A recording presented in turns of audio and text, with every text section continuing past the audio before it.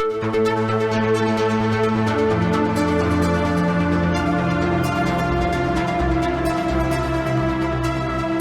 and welcome to the Sensibly Speaking podcast. This is Chris Shelton, your host. Thank you very much for inviting me into your home again this week. I am joined by Tony Ortega, journalist and Scientology reporter on Scientology, I should say, for a very, very long time. In fact, Tony, welcome to the show. How long has it been? Wow, Chris, I guess I wrote my first story about Scientology in 1995 for the Phoenix New Times. Damn, 1995. That's the year I fucking joined the Sea Org. And that was the first time. Wow, a long time. Yeah. Okay, a lot of water's gone under the bridge. I am sure, by the way, I'll throw this much out there, and then we'll get on with this. But I will say, I am sure over this time, and I've been involved in this for 10 years now. You have probably seen every iteration of nonsense come and go in this community over all these years. Well, let me just say, I mean, my first introduction to a Scientologist personal story of getting in, getting out was Tori Chrisman, and I told her story in 2001. Right. And that was I had written stories before that, 95, 97, that kind of thing. But the first story where I really got to know a Scientologist and tell their whole story was Tori. And one of the things I learned from that is how long it can take somebody to come out of Scientology and get through that thinking and try to readjust to the outside world. And, she had told me that, it takes a long time. And I think, we had talked about how it takes people 10 or 12 years before they're finally sort of seeing things a little more clearly and maybe can come forward. And even then there's risks about going public and that kind of thing. So this was, I think, one of the most surprising things for me in this whole journey was this guy, Chris Shelton, who came out of the Sea Org and was on YouTube within weeks. Yeah. I don't know how you did it, because for so many people, it takes such a level of transition. And I just always thought that was amazing that you were able to kind of see things clearly so quickly. And you've been tearing it up ever since. So I really admire that about you, that you were able to figure things out so fast. How did you do that? I think actually it was more of a little joking here, but I think it was more of my mouth leading the way, because I really didn't know what the hell I was doing for the first couple years. And it's funny how me, Leah, Mike are kind of the exceptions, because it's true what you just said. For most people, that's absolutely true. It takes years before people even want to start talking about this stuff. I'm a loudmouth, and I always have been. And I just, I was the guy that the teacher would come up behind and tape his mouth shut in the class because I couldn't keep my damn mouth shut all the time. So I think that's the actual answer to your question. I'd love to take glory for that, but I think it was just my mouth going. But fortunately, I had some intelligent things to say anyway, so it took off. So thank you. Yeah, no, and you got out a book that helps explain things to people that haven't been in. I mean, but I understand why it's hard for some people. I mean, I talk to people who have been out for 20 years and who have really valuable things to tell me, but they still are super careful. They don't want anything out about the fact that they're talking to me or what's going on. That's right. And, some people, I mean, I just heard this week from somebody who sent me information about their experiences in Narconon 4 years ago, and had sent me a lot of great information, but were saying, look, I don't think I can put my name on this yet. And I said, that's all right. That's fine. I'm glad to know this information. We'll hold on.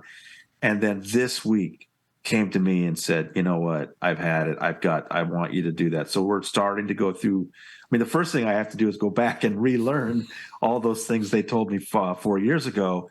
And it's a little bit of a process. But I mean, this is the kind of thing we talk to people all the time. That's right. That are still keeping quiet, don't want people to know. And that's fine. I mean, because some of the best stories I've been able to do at the Underground Bunker are stories that people have given me that nobody knows where I got that information. And that's good, because that keeps Scientology guessing. And that's the most important thing. Exactly. That's exactly right. And I don't know that a lot of people understand the necessity for not engaging in full disclosure or transparency all the time around this topic. And I have, of course, had similar experiences where I'm not collecting stories necessarily from people, but I do get people who I consult with. And, Right. years after they get out, they're still struggling with stuff. So totally. Well, we had, speaking of, you managed to pull off something rather amazing this week, and you published a story of your conversations, information you had gotten, from Lisa Marie Presley, who tragically and very unfortunately died just a couple weeks ago. And I wanted to talk to you about that because you were the one who talked to her, and now she's not there anymore. And there's so much and so many questions about this. How do you want to start in terms of even, talking about this, your relationship with her, maybe? Well, yeah. I mean, it started with Ron Miscavige. And, that, year 2012 was an incredible year in Scientology news. It seems like they all are, but that year in particular, if you remember, in 1 week, Tom Cruise and Katie split up. That whole mission in Israel left Scientology altogether. That's right. The Haifa thing. That's right. And Karen lost her son. Right. Karen De La Carriere lost her son. All in the same week. I was going crazy trying to deal with these stories all at one time. And that's also when I learned that Ron Miscavige had left the base. It had actually taken place a few months before, but that's about the time it got to me that David Miscavige's own father has fled the base. And also, I think I reported at that time, right around then, Diana Hubbard's daughter, Roanne Horwich, had also left the base. So I reported both those things in that summer of 2012. That was just an incredible summer. All these things were going on at the same time. And it wasn't too long after that somebody put me together with Ron and we began speaking. Right. And, just like we've just now been talking about, he was going through this process. He was kind of confused and bewildered. But it was great to make that connection and just start talking to him. I knew that he was not anywhere near wanting to have a story written or anything like that. But it was nice just to talk to him. And I don't know how many people noticed this, but the first little step he took, and I'm sure you've talked to many people that go through this, they take little bitty steps. The first step was he had written this little book of memories from Pennsylvania, and he was self-publishing it, and he wanted me to say something about it. I was like, Ron, this might be a little dangerous. Like, no, Tony, I want you to. And so I think he came out with a couple of these little books of memories. And so I wrote about that. Of course, I did not say, oh, by the way, Ron wants me to tell you all about this book. But that was the first little bit of that process, was he was kind of putting his toe out to see what it was like to get a little publicity and that kind of thing. And, of course, for Ron Miscavige, this was the son of the leader, and he knew he was under surveillance. I don't think he quite understood the level of it. And the way we found out about that was this was a few years later, 2015. I'd been talking to him for a while. I didn't think he was going to say anything publicly for a while yet, really publicly. And then this story showed up in the LA Times. It was just incredible that these private investigators were pulled in by the police there at this little town in Wisconsin where he lived. I don't know if it was too little, it's a decent-sized place, West Allis, Wisconsin. And the West Allis police got called that there were these two guys acting suspiciously. They went and they picked them up. And there were these two private investigators, and they had this small arsenal in their car. You can see pictures of it. And one of which was they had this PVC pipe. I say silencer, and I get corrected by the gun people. It's fire suppression, whatever it is. You're not supposed to have that. You're not supposed to home make a PVC pipe silencer for a rifle because it makes you look like an assassin, right? That you can kill somebody from distance being very quiet. So it was a father-son private investigator team, and they were the father was looking at 10 years in federal prison for that little piece of plastic. So that's why they sang like canaries. That's right. Now, wasn't that also the Let 'Em Die? Right. So what they said to the police was that, yes, we're being paid $10,000 a week by David Miscavige to follow his son. Yeah. And David is the leader of the church Scientology. And these cops are like, huh? What? They just want to make sure. They just wanted to make sure that these guys weren't being paid to kill Ron Miscavige. Right. So they had to like, no. We're just watching him for his father. And they told this story that at one point, Ron, who at that point would have been about 70. See, he died at 85. I think it was 74, 75, something like that. He was at a Walmart or something, and he was coming out, and they were across the parking lot watching him through scopes, I'm sure.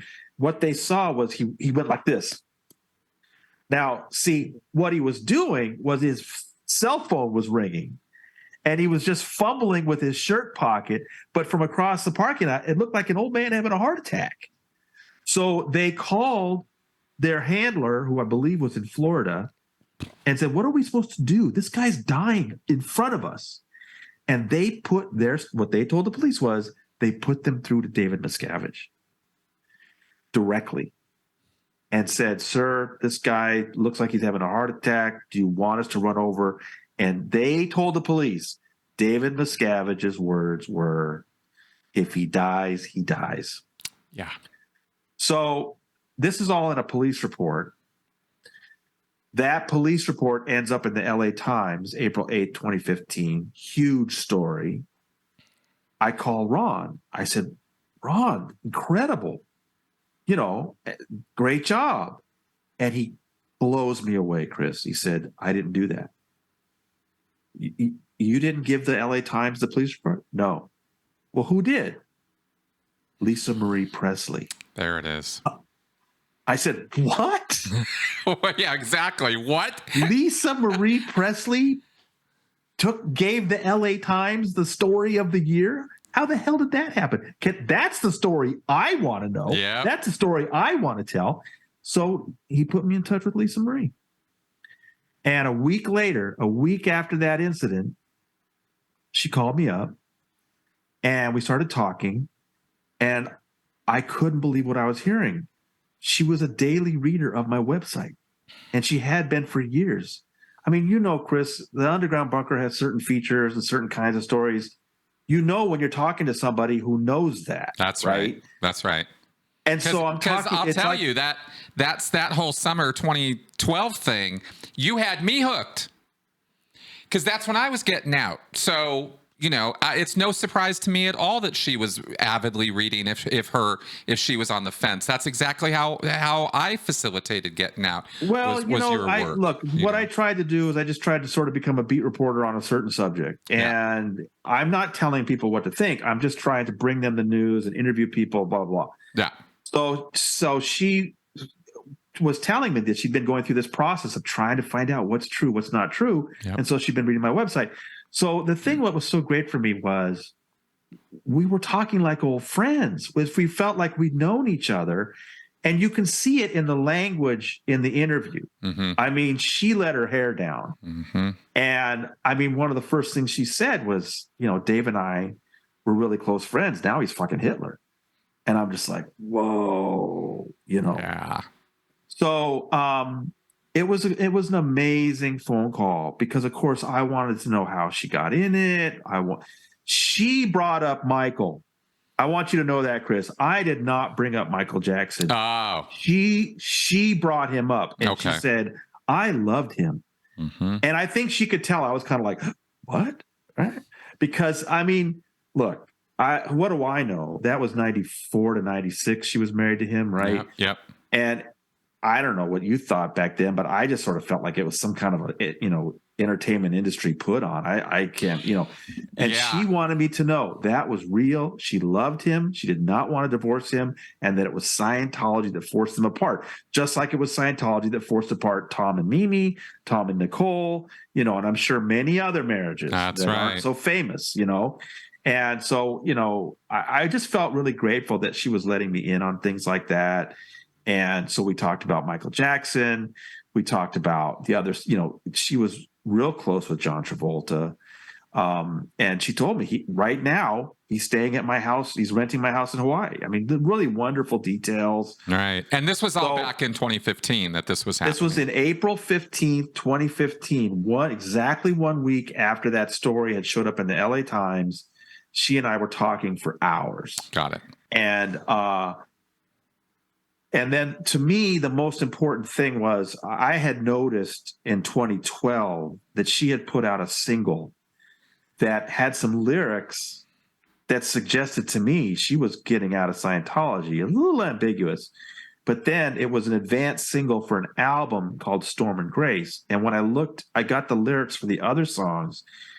There were some songs, the lyrics were really unambiguous. She's leaving or she's out, you know? And so I wrote a story at that time. So that was one of the things I wanted to ask her was, it looked to me like 3 years ago, you were on your way out. She said, yeah, you were right about those lyrics. So that was great to get that confirmation from her. And then I wanted to know, okay, so, you're indicating in these songs that you're on your way out. Now you're dropping bombs on Miscavige through the LA Times. Can you get me from, to those 2 points? Yeah. And that's when she started telling me about this thing that happened with Ron. And again, we got to go back to Ron Miscavige for a minute. Ron had left. He visited a family member, his son, and then he was on his own up in Wisconsin. And even though he'd escaped from the base, and ultimately, we found out some really dramatic things. I love the detail, like he and Becky had mailed themselves Christmas gifts. They mailed people Christmas gifts that were actually their belongings. They were secretly mailing out their belongings so they could get out of there. Wonderful stuff, and including Hubbard books. That's what killed me was that he was mailing out his L. Ron Hubbard books as he was escaping from the base. Anyway, but at this point, I mean, even after the arrest of these private eyes in 2013, he still wasn't thinking about writing a book. It wasn't until 2014 in September, October, he finally decided to go down to Florida and see his 2 daughters. Right. That's right. Denise, who is David's twin, and Lori, who's a little younger. And he went down there and he was told, you're not going to get to see them. And he knew it was on his son's orders.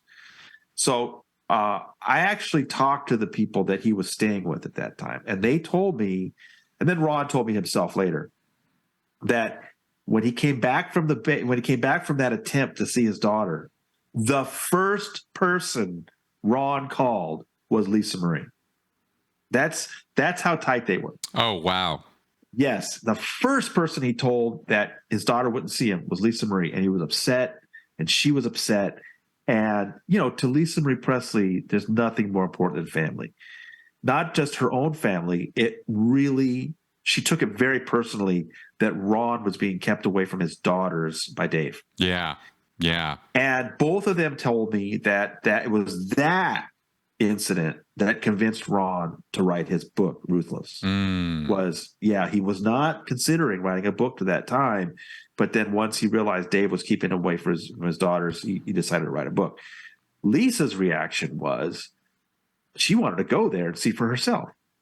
So she went to the Flag Land base and tried to have a showdown with David Miscavige. And Chris, this was the bulk of the call. I mean, she was giving me moment by moment descriptions, which you saw in the story I wrote about going over there. She made 3 different trips. She was staying at the Fort Harrison, going over the air bridge to the flag building, which had just opened the year before, and trying to see Miscavige. And she was telling me that, he was too chicken to see her, but whenever she'd go over there, she'd see all these cameras. And she knew he was watching, right? Yeah. And so she would go up to the camera and just talk into it, knowing that Miscavige was on the other end watching her. I thought that was so cool. I thought so too, and I also thought that she was being so bold.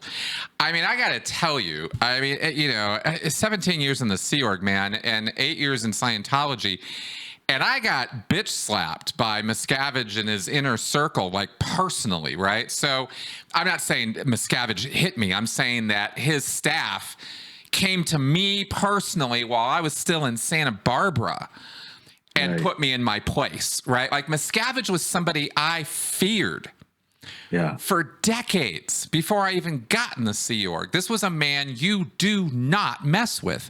And when I read your story, I just about fell out of my chair because she's like looking right at the camera going, basically, fuck you, dude. Like like straight up in his face. And I was like, man, that is somebody who is unafraid of this guy. And that I love on her awesome.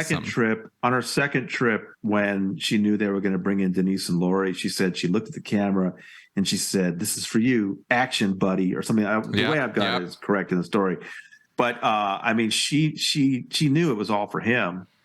And then they brought in Denise and Lori, and she actually I'll share with you, Chris, that she gave a description of Denise for me that was not the friendliest. I left it out of the story for Denise's sake. She won't appreciate it, but anyway. But they just came in and they just were screaming at her, and she's describing this moment by moment for me, and how Denise and Lori were screaming at the tops of their voices about their father and their brother. And she was saying, she just sat there and smiled. She just was not going to take the bait. She knew this, she wanted to have it out with Dave and talk to Dave about why are you keeping your father from his own kid? And, she just wasn't going to, accept this as the substitute. Right. That's right. And isn't this interesting that this is how he chooses to deal with Lisa Marie this is all after Leah's gone public. So Lisa Marie is saying after Leah, he shut down. He doesn't see anybody now. And I'm thinking to myself, who else is this guy? Like he's just cutting bait. Like he's just happy to have people just take off because she's saying it to the camera. I'm walking out of here and I'm never coming back. Yeah. If I was in Scientology for my various roles in Scientology and a major celebrity was threatening to just walk out the door because I wouldn't talk to her, I would have, been on hands and knees like, no, stop, wait, come back, let's sort this out. And Miscavige is such a chicken shit, he couldn't even deal with that. And he's the one who's causing all of it. It was so eye-opening to me to see that level of cowardice from him, because he's always putting himself out there as the forerunner, badass, strong, tone 40 guy in Scientology. This is the second, I think, major person personally close to him to show us this side. Yes. And the other person was his niece, Jenna Miscavige Hill. When I read Jenna's book, the number one thing I took from it was she's portraying her uncle as an absolute coward. Yeah. And now Lisa Marie Presley said the same thing to Ron, and then demonstrated in her description of that. That's right. Yeah. And this was a break that was a long time coming. She told me she had been investigating Scientology for herself from 2007. And she had, because I think we've talked about, it can take a long time for Scientologists to kind of accept what the problems are. And I think she really wanted to hear it from the right people and not from the press or whatever. Right. And this was another thing that I thought was amazing, was she told me there were 3 people that she really trusted, and that she would ask them, is this stuff about the whole true? Is this stuff about, and they were Ron Miscavige, who she developed this very tight relationship with, Roanne Horwich, Diana Hubbard's daughter, the granddaughter to L. Ron Hubbard, who also escaped in 2012, and Arthur Hubbard. Yeah, that surprised the hell out of me. And somebody that rarely ever shows up in any stories. Yep. I couldn't believe it when she told me that he had been her best friend since she was 16. Me And too. that those were the three sources. Those were the three people she trusted to tell her the truth about what was really going on in Scientology. And so she was gathering this info from 2007 to that conversation I had with her in 2015. And the thing I thought about right away was, wait a minute, Roanne and Arthur, they're in the Hubbard family. And I've always been curious about this. I've written about it a little, not that much, but I've always been curious about the Hubbard family in their relationship to Miscavige. Right. And she talked to me about that. She said she has asked them, why don't you guys get together and mutiny on this guy? Because they clearly don't like him. I mean, Mary Sue was clear that she didn't like Miscavige. Yep. Before she died. And who's left? You got Arthur. You got his older sister Suzette, also in Los Angeles. You got Roanne, who was Diana's daughter. And then Diana herself, who's the only one who's still in. And, I don't know, you can tell me better than I would know. If Roanne and Arthur and Suzette all made kind of a public stand and said, look, we don't like what this guy is doing to our father's legacy or whatever. I don't know what that would mean to the current Scientologists. What, would it, I think it's kind of a scary proposition, but it'd be interesting. But Lisa Marie told me she was interested in that. She wanted to know what would happen if the family did that. And I think that's fascinating. Absolutely. And I'll certainly throw my conjecture in the ring on that I think it would matter a great deal to some Scientologists, and I think a lot of others, because it's been so many years that Hubbard and his family have been kind of removed from the equation of Scientology, except Hubbard by name only, really. But in terms of the persona and family, and L. Ron Hubbard as a thing beyond an icon, is not so much there. Miscavige, it's so much Miscavige's cult of personality now that it would definitely have an effect, and Miscavige would lose his goddamn mind if they came out publicly. There's zero question about that. I would be very interested to see how they spun Hubbard's kids, as disaffected SPs. But I could see him doing it. I could see him doing it, and I could see him getting away with it. You can look all day on the Scientology website and you will see no mention of any of the wives or any of the children. Nope. Miscavige needed to get rid of all of that all the way back in the 80s. And I think, as far as I can tell from personal observation, when I was in the Sea Org, I met her once, Diana Hubbard. Really nice woman. At least in my encounter with her. But not somebody who had any serious power in Scientology. I was always surprised that she was only an int exec and not somehow higher.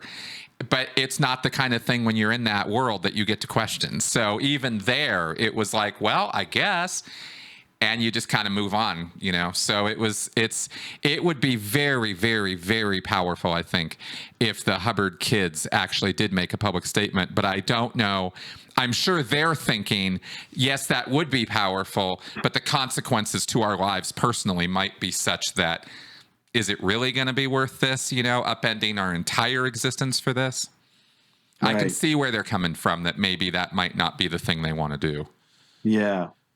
But I think it's interesting that Lisa Marie, at least, told me that they were helping her see the light. That Arthur and Roanne, along with Ron Miscavige, were helping her assess the real issues with Scientology, and she could trust them. So based on what she told me, at least, these family members are disaffected and are not happy with David Miscavige. So correct. that was pretty interesting. And then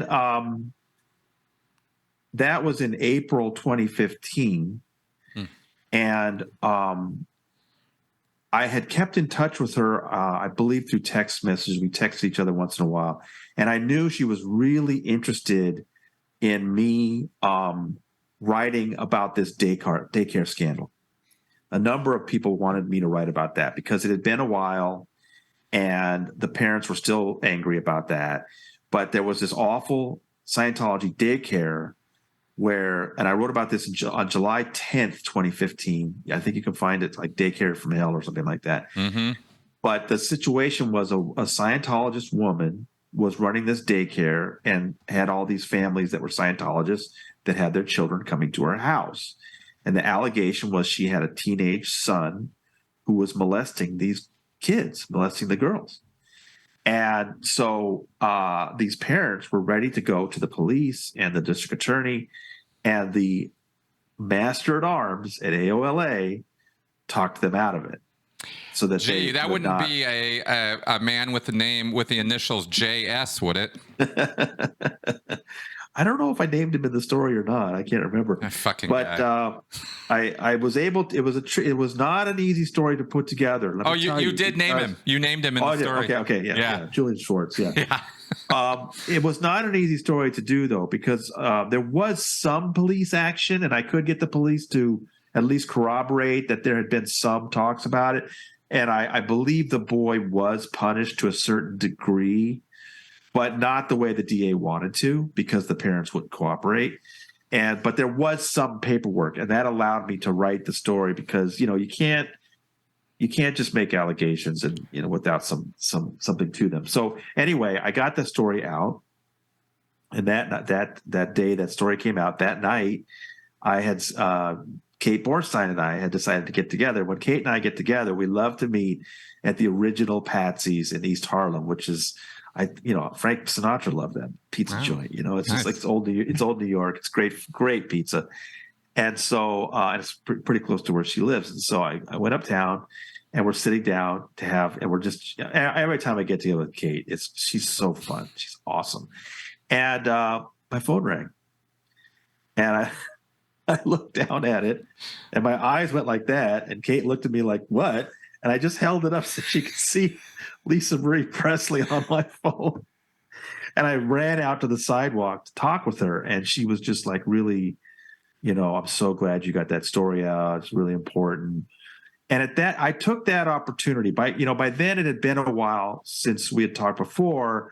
And I had been talking to Ron, and I knew Ron was now serious about his book and was well into it. And I was like, look, Ron's going to write about what happened with Lisa Marie trying to see Miscavige. And I'm sitting on all this material, and I kind of, I'd like to get my own story out about it. And so I talked to her about that. And I said, look, I want to write about what you told me, but I won't say where it came from. And she said, no, that's fine. So, it was very clear to me, Lisa Marie wanted this information out. Yeah. But she had told me the reason why, because I'd asked her, why aren't you doing what Leah's doing? Why aren't you like, if you came out and talked the way Leah did, oh my goodness. And she said that the main reason why she wasn't being more public was mainly because she had 6-year-old twins. And these two girls, I tend not to use their name, they're still underage. But she had these two twin girls, and their nannies were Scientologists. Right. And the girls were totally attached to these nannies. And she knew that if she went public, one of the first things Miscavige would do is yank those nannies out of there. Mm-hmm. And I remember telling her, I said, that Scientologist nannies are reporting every day to Miscavige about what's going on in your house, right? Yeah. And she knew it. She was like, yeah, I know. But she just decided it was better to keep the things they were. And that's fine. And so, but then, the sad thing for me was that I stopped hearing from her, and then Ron stopped hearing from her. I mean, we were talking about this, like what's going on with her. And then those last few years just seemed to be so chaotic for her. Right. She went through this. When we talked about what had happened in October 2014 at the Showdown, Michael Lockwood was with her. He was sitting in the room with her as Denise and Lori were screaming at them. Oh, was he? He was there. Oh, I didn't realize he was there. Okay. He was in the room with her. Ben was back at the Fort Harrison. Yeah. So, but then she and Lockwood went into this years-long horrible divorce and custody fight, all these allegations. And it was pretty obvious she was having substance abuse problems again. That was just a hellish few years for her. And So I just figured, okay, she's probably put the whole Miscavige thing on hold because she gave me the impression that she was going to keep doing this. She was going to keep dropping bombs on this guy from a distance. But then it was, I thought, well, she's probably not doing that because she's got so much trouble in her life. And then Ben Keogh took his life. I mean, just one tragedy after another. And so I just, I always wished I could talk to her again. And then the most amazing thing was this trial in October, Chris, when, I broke the news that she was going to be on the witness list. Yeah. I had heard this for a long time, that they were going to call her. And of course, all my readers would ask me to testify about what? And I would just say, I don't know. All I know is that they're going to call Lisa Marie Presley to testify in the Danny Masterson rape trial. And I really didn't know why. But I was right. Her name showed up on the witness list, on the prosecution's witness list. And then I don't remember the date. Was it early in November? What happened was the defense attorney, Philip Cohen, was having one of his epic meltdowns. He was angry almost every day, but he had a couple of volcanic eruptions. And this time he was super angry that they were being blindsided by something. And all of us reporters were like, what's he talking about? This was a Tuesday. And the judge then looked at the DA and basically said, can you explain yourself? And it was about Lisa Marie Presley. Right. And the DA started explaining, look, okay, here's the situation. We've put her on the witness list. We want her to come in and testify. But at the last minute, her attorney came and said, if you put her on the witness stand, I'm going to tell her to take the fifth. Chris, it was like a bomb went off in the back of the room. All of the reporters were like, what? Yeah. Lisa Marie Presley's going to take the fifth? Right. What the hell? Because what that means for those people who are not familiar with American courts, under the Fifth Amendment to our Constitution, you have an absolute right not to speak in court if it will incriminate you. Correct. If you're a defense witness, defense suspect or whatever, but you have an absolute right to stay quiet. And if you don't want to answer a question, you just say, I'm taking the fifth. It's called taking the fifth. That's right. And the legal basis being it would incriminate you. You'd literally be confessing on yourself, and you cannot be compelled to do that in a courtroom. In American courts, you do not have to discuss things about your guilt or whatever. Right. And juries are told, like with Danny had the absolute right not to testify. And the judge told the jury, you cannot hold that against him. He has the absolute American right not to take the witness stand. Okay. So then the question is, what would she be testifying to that would put her in jeopardy? Exactly. That she would need to take the fifth. So then the DA had to explain that what she was going to testify to is that she was close friends with Jane Doe 1. Jane Doe 1 is the person who said that she was attacked in April 2003. She immediately went to the church. They put her through all this crazy past life counseling to find out why she was a victim and all this stuff. But she told them, look, I want to take this guy to the LAPD. I want to turn this guy in. And, you're not supposed to do that in Scientology. And she was told in no uncertain terms, you can't do that. But she finally was like, look, I'm going to go to the LAPD. What Lisa Marie Presley was going to testify to, according to the DA, was that at that point, Scientology instructed Lisa Marie to talk her friend, Jane Doe 1, out of going to the LAPD. Mm-hmm. Scientology wanted one of its celebrities to keep a rape victim from turning in the rapist. Mm-hmm. That's called obstruction of justice. Now, I know there's not an obstruction of justice statute in California, but I know the feds have been looking at this, and this is really interesting stuff. So what the DA said was that Lisa Marie's attorney had said, look, I can't have her testifying to that. And so you kind of have to put two and two together. What he was saying was, sure, you can have Lisa Marie up there describing a crime committed by the Church of Scientology, but she took part in it. So she would be incriminating herself if she testified about it. So what the DA said was, look, it's been too many years. That was like 2003 or 4. This is 2022. She's not, you can't prosecute her for that. But just to make her feel more comfortable, the DA said, I granted her immunity. Mm-hmm. And at that point, she came down to the office. That was that previous Friday. They interviewed her and she signed a statement. They immediately gave it to Cohen and the defense. But see, Cohen, 2 days later on a Tuesday, was complaining to the judge that this was all too last minute. He was basically saying that there was something that stunk about this whole thing. So the judge just wanted the DA to explain, and the DA was stuck. He had to explain it to her in open court in front of all of us. So that's how we got the story that Lisa Marie Presley, finally we found out what she was going to testify to, that the church had tried to the church had asked her to keep a rape victim from turning into rapists. Unbelievable. I mean, let me ask you this. Believable, actually, but yeah.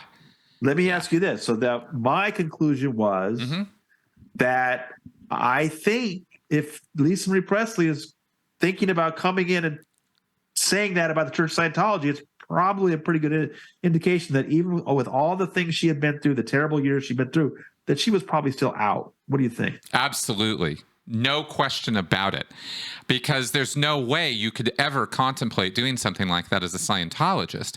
It's literally a high crime.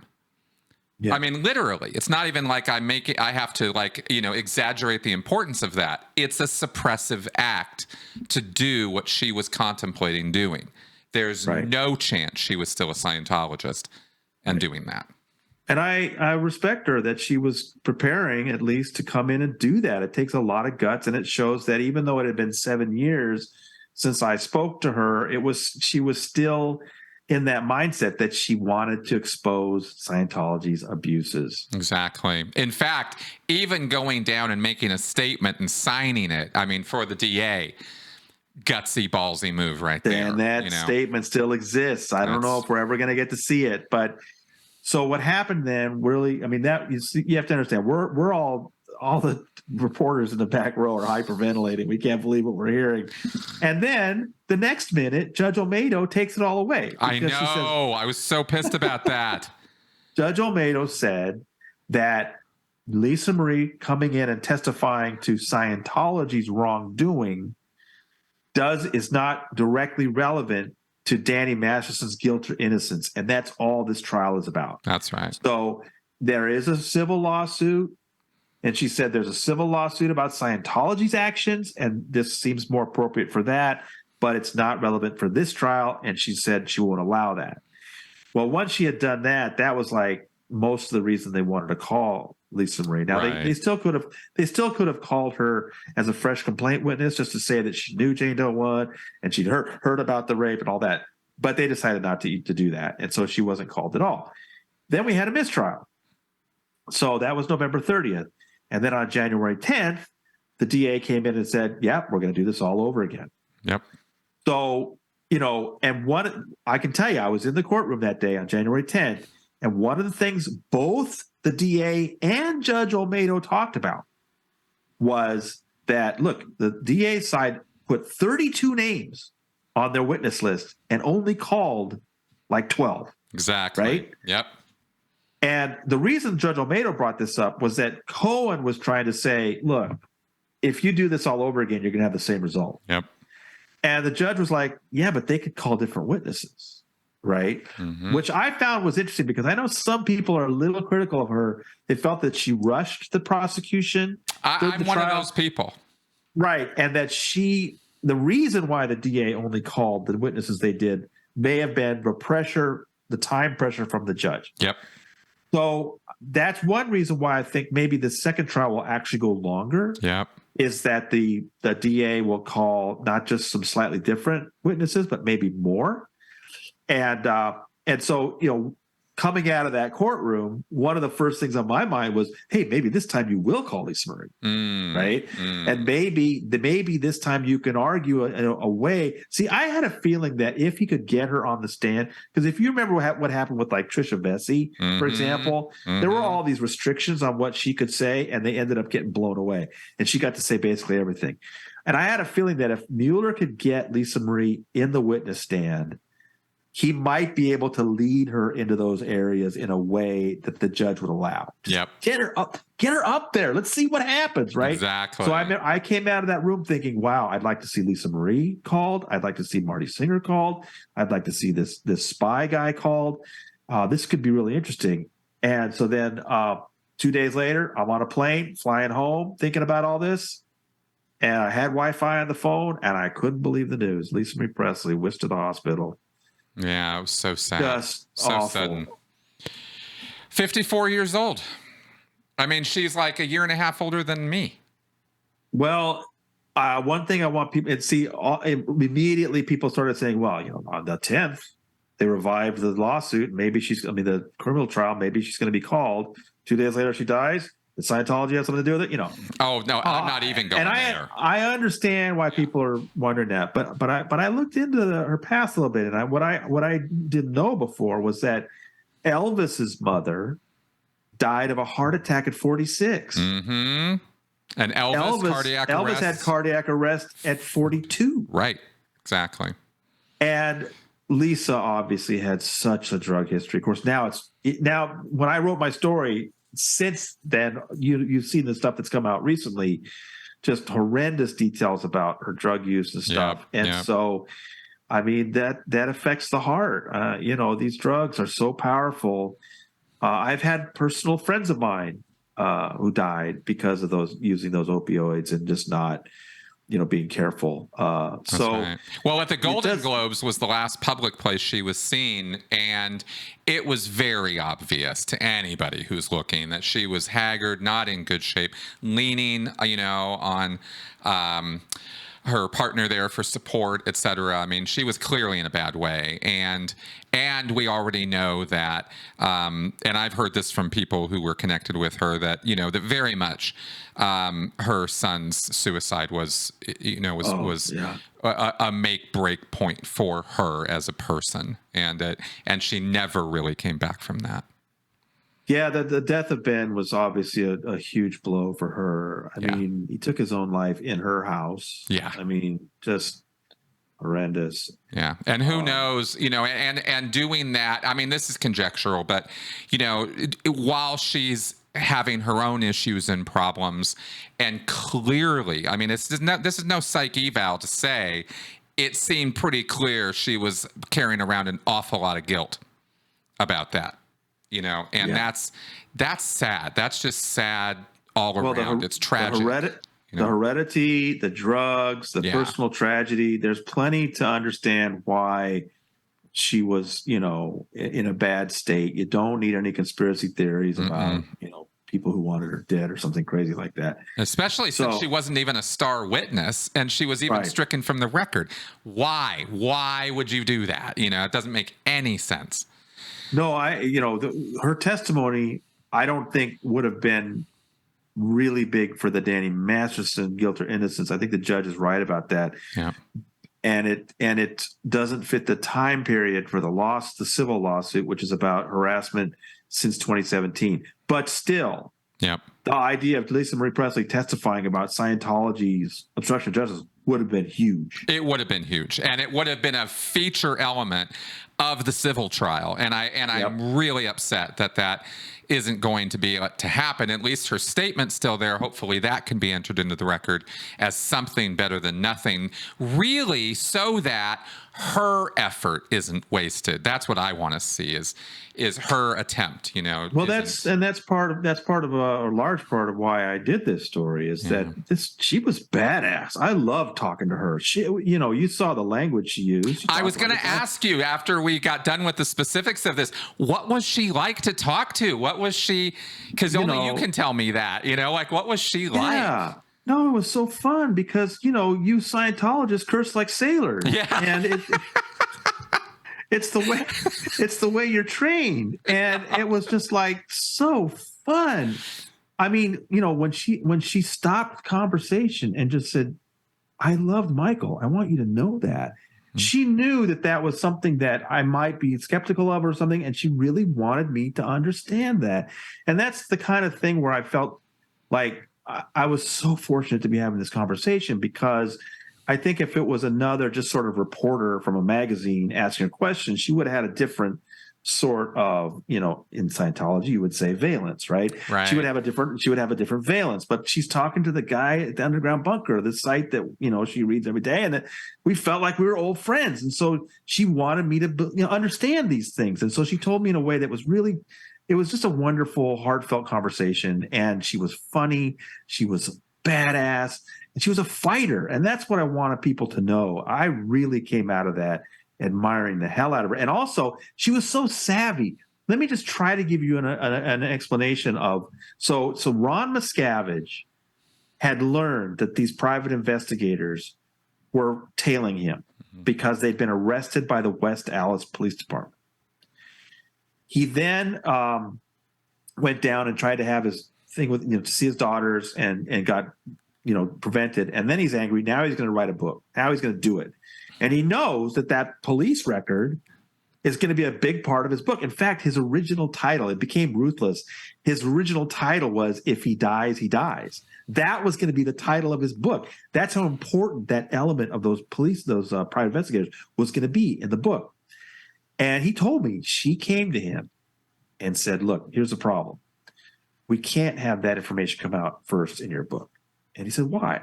He said, because it's a book by you. It's a memoir. It's a subjective thing. It's like your argument. We need this to come out in an objective place that has no skin in the game. Then not only so she hires this attorney, and the attorney works with Mike. Mike Rinder has now revealed in his book that he was part of this operation too. Yeah. And it was Mike's suggestion to come out in the LA Times. And that's so smart.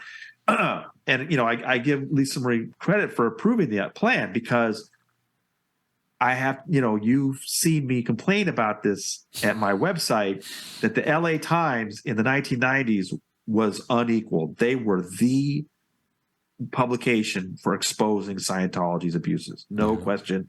Joel Sapel, is it Robert Welkos? I always get his name wrong.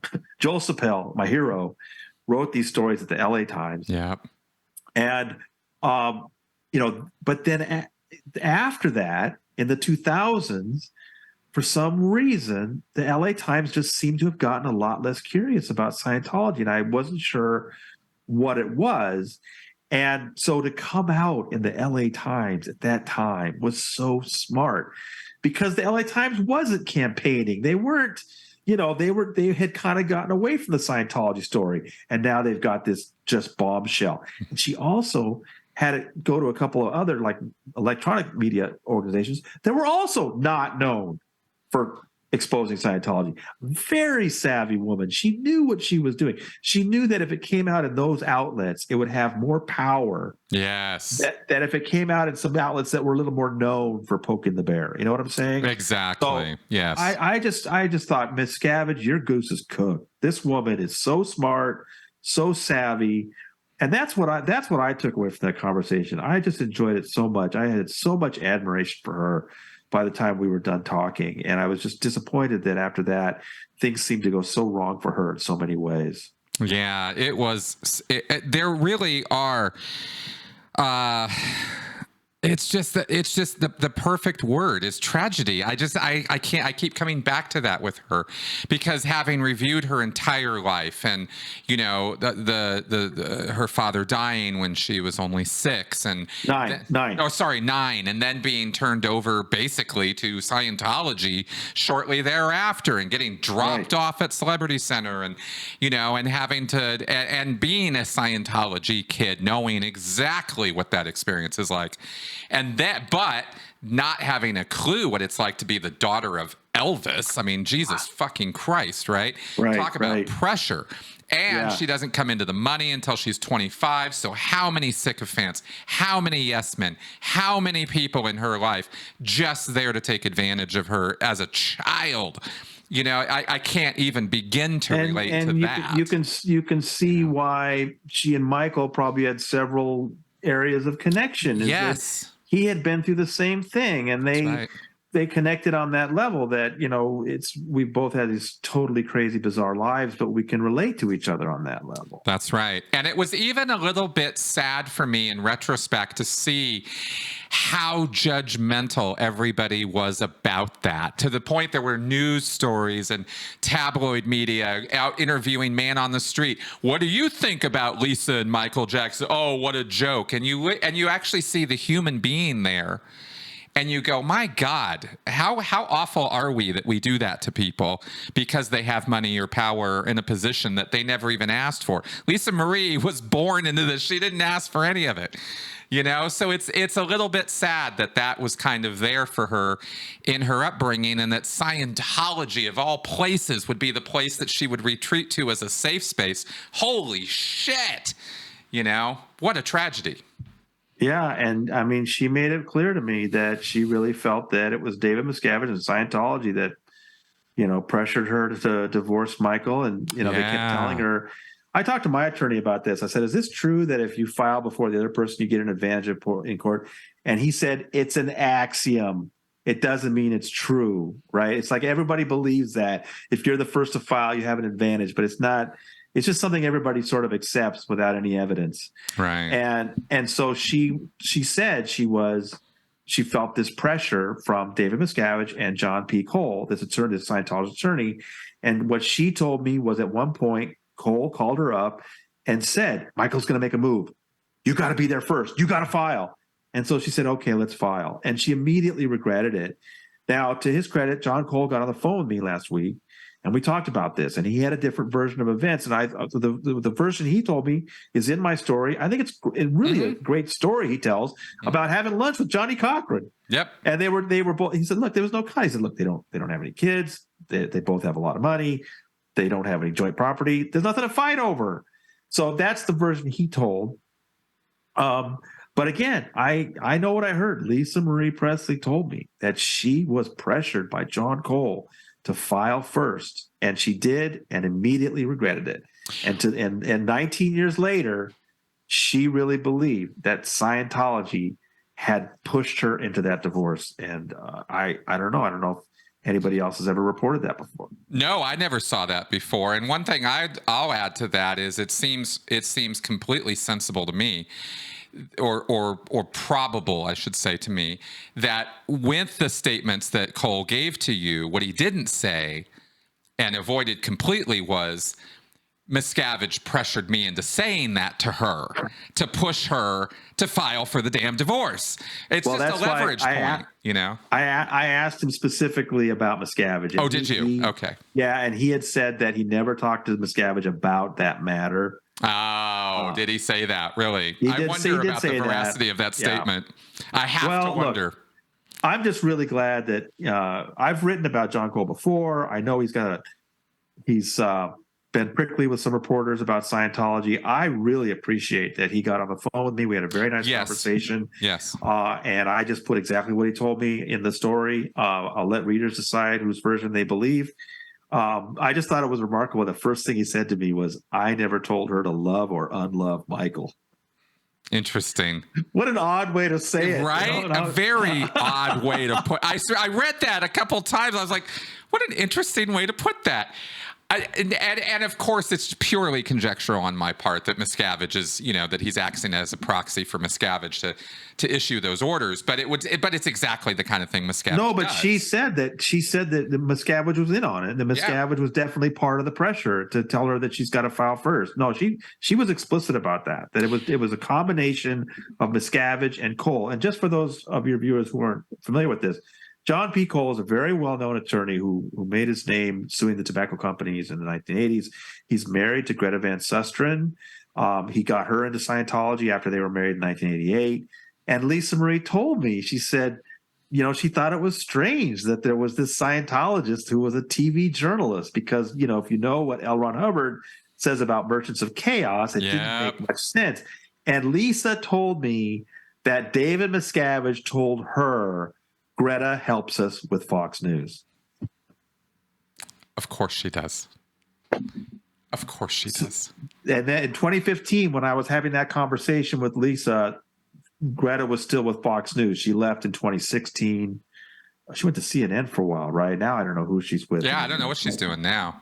But as far as we know, Cole and her are still Scientologists. Oh, absolutely. No question. And that alone boggles me that he returned your call. I'm actually fascinated by that. Again, I want to thank him. Yeah. It's always so much better when people call and give you their version, and I put it in the story. Happy to. I really appreciate that he called. It was a very nice conversation. But yeah, they are OT Scientologists, both of them, and he's done some really interesting things over the years politically, and even with Scientology politically. Fascinating guy. Yeah, very, very, very. So, okay, so then I guess the lingering question for people, and I'll just ask you what you can speak to on this, is Priscilla. In, out. Right. You know, it seemed like they had a very rocky relationship, Priscilla and Lisa. What can you speak to on that? Right. Well, I mean, she did talk about her childhood that, Priscilla was dropping her off at the Flagland base and the, Celebrity Center and all that, which didn't sound great. Right. But when I asked them about, I was of course curious about the tech, where are you guys on the bridge? Right. And he said that, she said that Priscilla had not gone clear, that she was, in other words, a little bit of a dabbler, right? She's stuck in the grades, right? And I went and checked, and she was right. You can check her highest completion is like grade 3 or grade 4 or something. So Lisa wanted to give me the impression that Priscilla enjoyed the courses. She enjoyed being a Scientologist, but she wasn't too serious about it. Right. Lisa, on the other hand, had got all the way to OT7. And this is, my story was long enough. I didn't want to go into too much, but I could have told people about what that means. Is that she'd gone clear, she did OT3, she knows the Xenu story, and she was all the way up to OT7, which so many Scientologists have told me is the hardest single experience in Scientology, is trying to finish OT7, and it could take years and years. And daily, by the way, every single day. You do not have a single, not even one day off. Oh God, not one. And for for a touring celebrity like Lisa Marie, that is a Herculean task. Yeah. Well, she told me she gave up after 3 months. Yeah. And she was done at that point. But then and she didn't tell, I don't remember her talking about Riley's completions, and I haven't looked them up. But what she said to me a couple different times, I made sure later in the conversation came back to it. I just want to make sure I understand this. When Lisa had that attempted confrontation with Miscavige in October 2014, went back to the Fort Harrison and told Michael Lockwood and Ben Keogh, I'm it. That's it. We're done. I'm not in Scientology anymore. What did she do about Priscilla and Riley? And she told me that she went to both of them and said, you've got to come out with me. And she told her mom, you've got to have my fucking back. I love the way she talked. Yep. But she said, you've got to have my back on this. You've got to come out with me. And I double checked with her, and she said, they walked when I did. Right. What I didn't know until last week when I spoke to him was that Mike Rinder also talked to Lisa about this right after it happened. Now, see, that was October 2014 when it happened. And I spoke to her 6 months later in April 2015. But Mike had spoken to her right after, just in the couple of days after she had tried to have this showdown with Miscavige. And what Mike told me was on the phone, they had gone up to Nashville. There was a house they were renting in the Nashville area. And he was talking to Lisa on the phone about this crazy stuff with Denise and Lori and all the screaming and yelling. And he said she put Riley on the phone. And Mike said he had never spoken to Riley Keough in his life. These were the first words he was going to hear from Riley Keough, and they were, "You need to take down these motherfuckers." Right, I saw that. Yeah, and that's what Mike Rinder told me last week. I had not heard this before, and I was like, "Wow!" So, based on what Lisa told me, and based on what Mike Rinder told me, I believe that in October 2014, all three of them were out. Lisa, her mother Priscilla, her daughter Riley. What about since then? Now, I have written at the bunker a couple of years ago that we noticed Riley was starting to show up on Instagram photos with her Scientologist friends. And and Priscilla had put out some sort of conflicting statements through her representative. And it just looked like, and then of course, at this point now, I wasn't hearing from Lisa anymore. She was going through this horrible period. It just looked like Priscilla and Riley might be coming back in. Okay. And of course, I couldn't check with Lisa at that time to find out. So I don't know their status. I hate to guess. I don't know. All I know for sure is that Lisa told me Priscilla and Riley were both out in October 2014. Where they were the ensuing years, late teens, early 20s, I don't know. I saw evidence suggesting that maybe both Priscilla and Riley had gone back in. As for Lisa herself, of course, we were all sort of wondering if maybe she'd gone back. But then there was this thing in court where she was prepared to testify against her Scientology. So then the question now there's this big fight brewing between Priscilla and Riley over the trust. And so the question is one of them sort of taking orders from Scientology? Is there a Scientology angle to this fight? And I don't know. I'm going to be watching, like everybody else, the court documents that come out and see what we can possibly glean from them. But at this point, it's a fascinating battle between Priscilla and Riley. And I don't know if they're both in, one is in and one is out. But it's something obviously we're all going to be interested in. Yeah, for sure. This is reminiscent, by the way, to me, a little bit of the last time we got together because we're very focused on Scientology. Yeah, we are. And the Presley family might give a shit about it at this point. And the whole contestation of the will or the trust, all of it might have. I just want to put this out there for the audience. Yeah. I don't know. Yeah. But I'm just saying it might well be Scientology is nowhere in this picture right now. It's all conjectural right now. We have to wait and see for things to roll out. And I'm only throwing that out there, folks, because you know me, I gotta throw the other side out there for you to think about because we tend to get a little tunnel vision on this stuff sometimes, you know? Right. And there's a lot of other influencers and layers of stuff going on with the Presley family. So. Think about the ownership of Graceland. Yes. Think about the ownership of the Elvis Presley catalog. I mean, I don't even know what the ownership issues are with that. And there's just so much at stake. I think an attorney would tell you it's not that unusual for family members to kind of turn against each other in a big, big fight like this. But then you throw in the Scientology angle, and it's a wild card. And is Priscilla taking orders from Miscavige? Is Riley taking orders from Miscavige? Are they both out? Are they both in? I don't know. And, I think we can't, you can speculate, but it's maybe better just to wait and see what we can learn from the documents, from the things they say. I'd love for them to, of course, call me up, but I don't think it's going to happen this time like it did last time. Right. Well, let's see what happens. There's lots of possibilities here. Hopefully they are staying away from it, staying out of it. If Priscilla was really never that serious, and I don't know about Riley, and that's the wild card, the friends and family line. There's so many ways to wrangle people back into Scientology. Trust me, I know. I used to do it. It's possible to bring people back in. Well, and also, you're referring to Priscilla's, being online, and I just want to point out that isn't it possible for people to be very loyal, obedient Scientologists, even though they're not doing that much of the bridge? I think aren't they two kind of separate things? It is true. Yeah. It is true. It might be a level of commitment that goes above and beyond, even if her level hasn't gone above and beyond. That's entirely possible. She was clearly loyal to it for decades. So, so dragging her back into it, this is the point where I have to say I don't know, because I don't know about her personally and what needs that Scientology is fulfilling for her. Right. So anyone's guess, but let's just keep an open mind. I like to hope for the best. See what happens here. Well, you and I like to talk about this stuff, but we're careful. You know, we don't want to go off with stuff we haven't checked out, and that's right.